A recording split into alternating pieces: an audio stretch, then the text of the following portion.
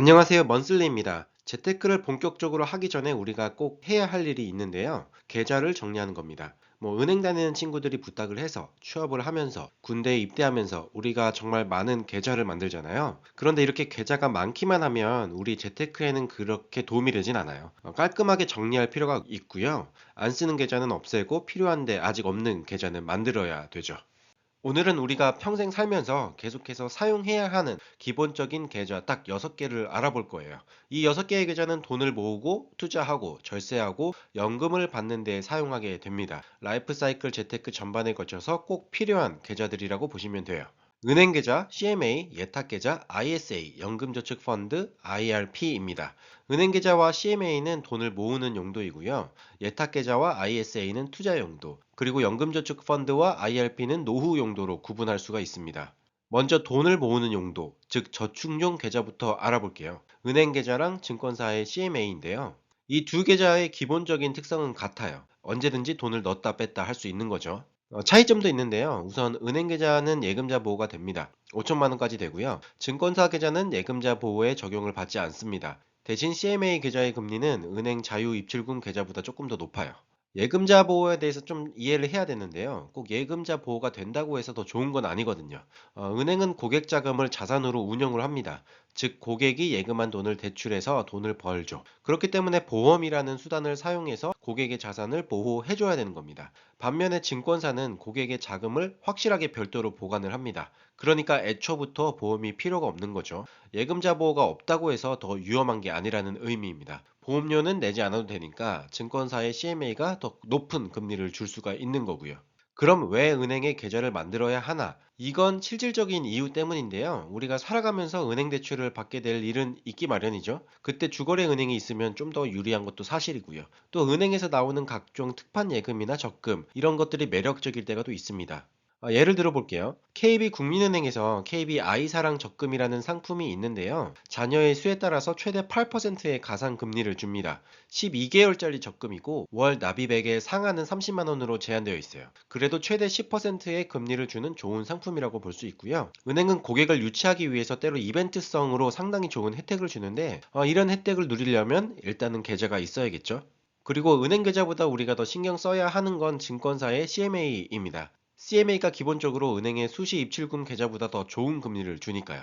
또 앞으로 알아볼 다른 계좌들도 기본적으로 증권사 계좌에 해당하고요. 즉 같이 관리하기에 CMA가 훨씬 더 편한 측면이 있습니다. 그럼 어느 증권사의 CMA가 좋을까요? 금리를 비교해봐야 하는데요. 네이버에서 예적금 비교 기능을 사용하면 편합니다. 여기 미래에셋증권과 NH투자증권의 CMA를 볼까요? CMA의 발행어음형과 RP형이 있는 걸 확인할 수가 있습니다.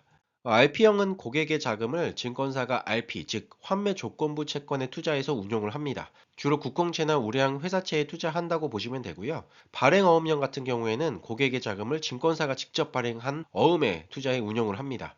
이 발행어음은 증권사가 발행하는 단기 금융 상품인데요. 발행어음 자체는 증권사의 신용에 기반을 두고 있습니다. 먼저 RP형의 유동성이 발행어음보다는 좀 좋고요. 발행어음형 CMA의 유동성도 뛰어나지만 금융위기라든가 긴급 상황에서는 발행어음의 유동성이 감소해서 즉각적인 현금화가 어려울 수도 있습니다. RP형은 언제든지 현금화가 가능하고요.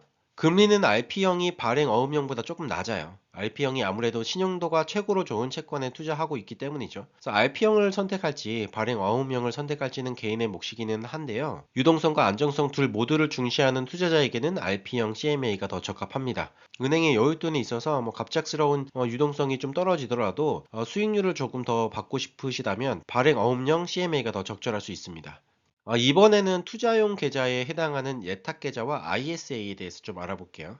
증권사의 예탁 계좌는 이해하기 정말 쉬운 계좌인데요. 주식 투자를 위한 계좌입니다. 물론 주식 외에도 채권과 ETF 같은 다양한 금융상품을 이 예탁 계좌를 통해서 투자할 수 있어요. 증권사의 기본 계좌라고 생각을 하시면 되고요. 이 계좌에서는 미국 주식과 ETF도 당연히 거래할 수 있습니다. 예탁 계좌와 차별화되는 IS가 더 중요한데요. 개인들의 자산 형성을 위해서 정책적으로 만들어진 계좌입니다. 이 ISA는 크게 중개형, 신탁형, 일임형으로 나뉠 수가 있고요.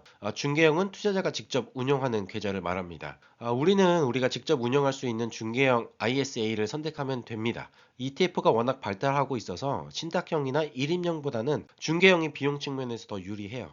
이 부분은 별도의 영상으로 한번 더 다루도록 할게요. 이 ISA가 등장한 배경을 알면 이 계좌의 특징을 훨씬 더 쉽게 이해할 수가 있는데요. 일단 ISA는 영국에 이미 있는 ISA를 벤치마킹해서 도입한 제도입니다.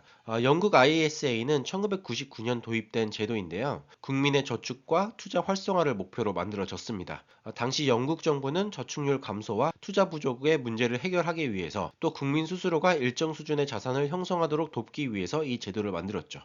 사람들이 ISA 계좌를 더 많이 만들고 또 많이 사용하게 하려면 당연히 유인책이 필요한데요. 그게 바로 세금 혜택입니다. ISA 계좌에서는 소득공제와 비과세 혜택 등을 제공하고 있고요. 납입 한도는 연간 2천만 원, 최대 1억 원으로 상당히 큰 편입니다. 의무 유지 기간은 3년이고요. 계좌를 정리하고 그 다음에 다시 이 ISA 계좌를 반복해서 만들 수가 있습니다. 투자 가능 상품에는 제한이 있고요. 미국 주식과 미국 ETF에는 투자를 할 수가 없습니다. 이 ISA 제도의 목적 중 하나가 한국 증시의 활성화이기 때문인데요. 물론 국내 상장된 미국 투자 ETF를 통해서 어느 정도 미국 시장에 투자할 수 있는 방법은 있습니다. 이제 마지막으로 은퇴형 계좌를 알아볼 텐데요. IRP와 연금저축입니다. IRP는 개인형 퇴직연금을 뜻하는데요. 기본적으로 퇴직금을 관리하기 위한 계좌입니다. ISA처럼 IRP도 도입 배경을 알면 쉽게 이해가 갑니다. IRP 계좌는 2005년 퇴직연금 제도가 도입되면서 함께 만들어졌고요. IRP가 도입되기 전까지는 퇴직금은 근로자가 퇴사할 때 일시불로 지급하는 게 일반적이었어요.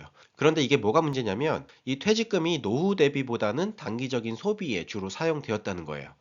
이 퇴직금이 진짜 퇴직금답게 모일 수 있도록 만들어진 게 IRP라고 보면 되고요. IRP는 퇴직금을 계좌에 적립하고 이직하더라도 퇴직금을 새로 받은 계좌에 추가 적립할 수 있도록 설계되었습니다. 또 개인이 퇴직금 외에 돈을 더 이 IRP에 넣을 수도 있게 되어 있고요. 그리고 당연히 이 계좌에 세제 혜택을 주고 있습니다. 이렇게 모인 돈은 나중에 은퇴 생활을 하면서 연금처럼 받아서 쓸 수 있게 됩니다. IRP가 퇴직금 제도를 보완하기 위해 시작됐다면 연금저축은 이보다 더 근본적인 이유에서 시작됐어요.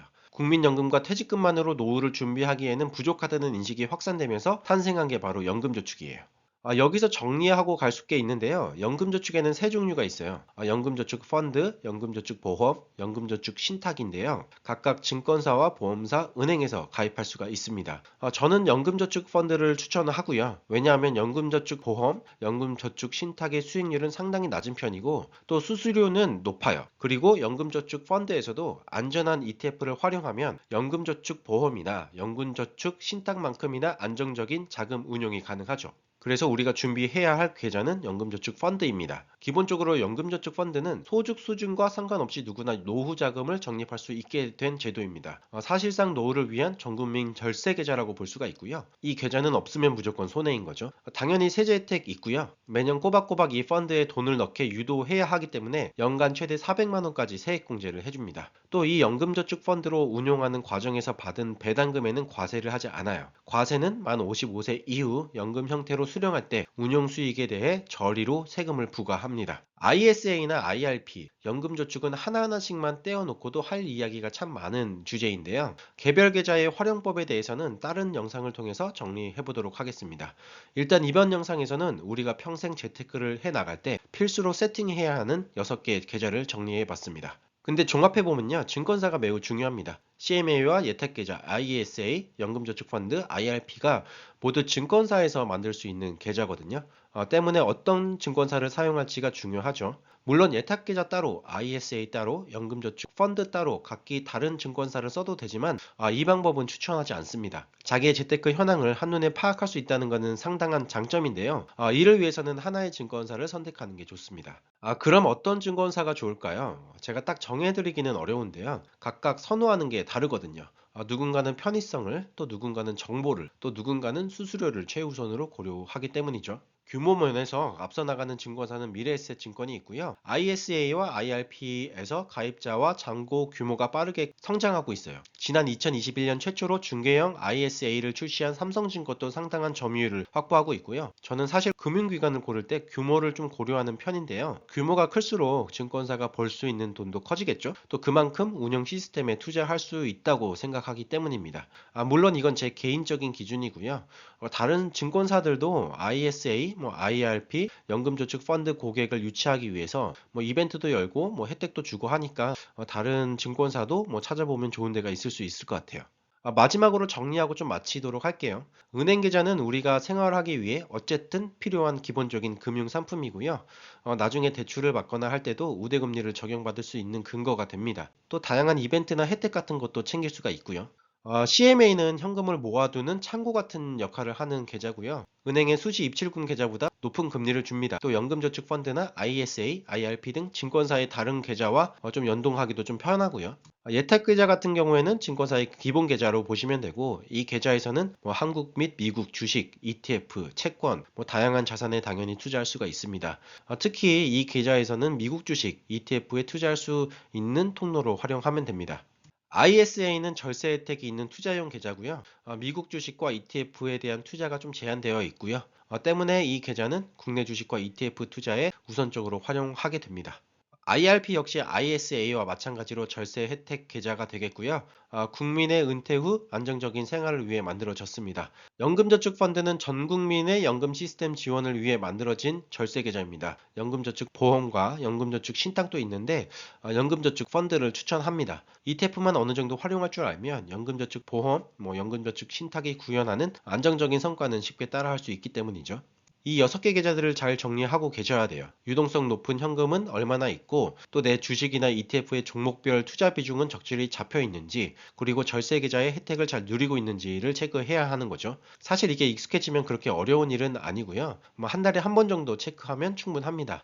오늘 영상이 좀 도움이 되셨으면 좋겠고요. 사실 한 번 보면 헷갈리게 되는 게 되게 많아요. 그런 분들은 저장해 두셨다가 시간 되실 때 보셨으면 좋겠습니다.